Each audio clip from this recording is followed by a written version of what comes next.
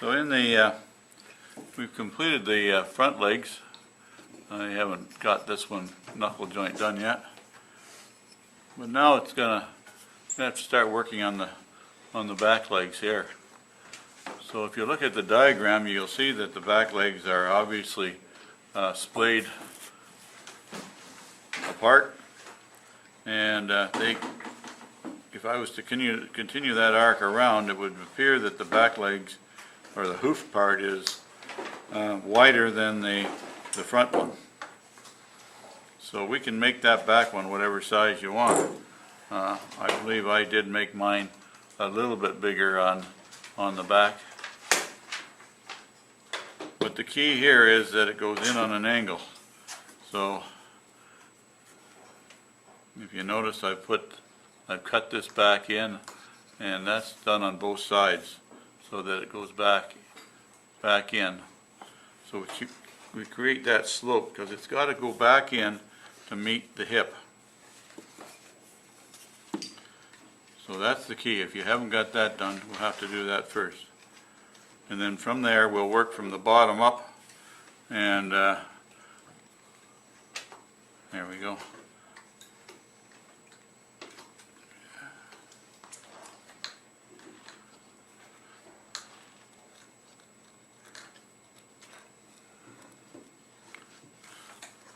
So if you mark it on the bottom for the hoof size, you're looking in that picture there that I'm going to have to make this one a little bit smaller to match the size of this one over here. But if you notice, the back inside of the back hoof is behind that front one. That front foot is forward and it fits back in. So I'm going to have to narrow this guy here down just a little bit. But I'll go ahead and start just round it straight up and down to start with. So there it is, more or less shaped, looking at it straight from the bottom. So in order for me to determine that they were both about the same size, I used that gouge as my guide, seeing how much it was wider than that gouge on that side, and then took it over and put it on the other side to see that it was approximately the same. So then from there, we're going to use that same gouge upside down and start to shape this up and over to create that hoof. Okay, I'll go ahead and do that. Okay, so you can see how we now have to round this belly in here. If you can visualize it in between the front and the back legs, that belly has to be rounded. And we have to get rid of that hunk of material. So if you look at the one we're working on here, you can see there's a big lump right in there. Can I get in a bit closer? There. So there's a big lump in there on both sides, of course.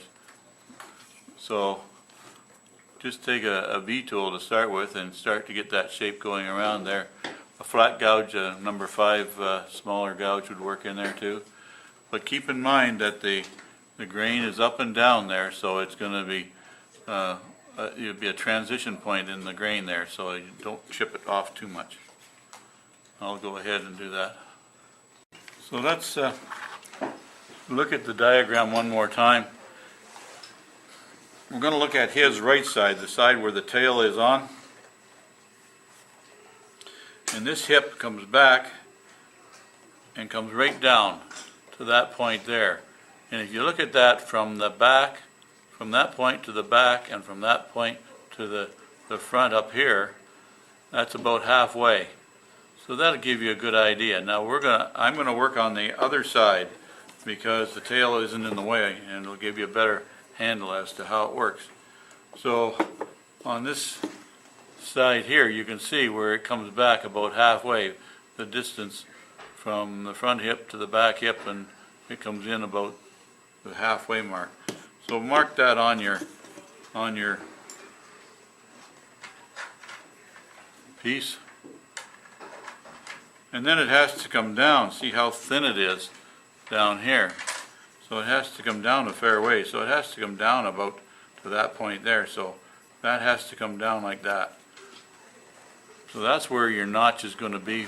You'll have to take a V-tool to start at this point here and work your way up. Okay? While we're at it, if you take a look at the way the shoulder comes up here and how I've widened it here considerably. Where are we? I've widened it considerably because the shoulder gets wider as it goes up. So I arbitrarily took a spot about there and put a V-cut down through. That makes the belly look a little bit more bulbous. So the same thing applies here. So I'm going to come up and I'm going to put a V-cut in there. And then that'll allow me then to kind of reshape the belly coming around. So a big notch in here and another V-cut coming up in there. That'll get us started. Eventually we're going to have to shape the bottom of this leg. As you can see how the leg is quite narrow. Okay. So you can see what I was pointing out there, put the notch in to narrow down the leg at the bottom, and then another notch coming up to create the shoulder. And now we'll just have to round over the belly a little bit more here. And of course do the same on the other side. So there it is with the V in there to separate the hip from the leg, and the notch up here for the shoulder, and I've rounded over the belly somewhat. Not perfectly smooth, but I got it roughed in. Now if you take a look at the bum of on the diagram here, you'll see how the curvature comes down and comes right down and around. Okay, so we got to create that shape there. So in order to do that, we got to take this lump off of here. So we're going to create a nice round shape all the way around. So we recreate this shape on the back of his bum. We're going to come right down around. Okay. So you can see that the hip now, or the bum rather, is rounded here, and even the back of the hip is rounded this way on as well. So if you turn it upside down, you can understand a little bit better. So it's rounded this way as well as it's rounded this way. I'll pass this around. So the way we put the frills on the front leg here, we've got to do the same on the back leg. So we want to create that shape on the back, and so just forget about the notches for now, but just take a V-tool and go around, mark on where you want it to go, and then take a V-tool and put it around. So I'm going to just arbitrarily create a mark like that, and then I'm going to cut in on the front side of that to remove some wood, and then that'll raise up for I guess we'll call it its socks. I'll go ahead and do that.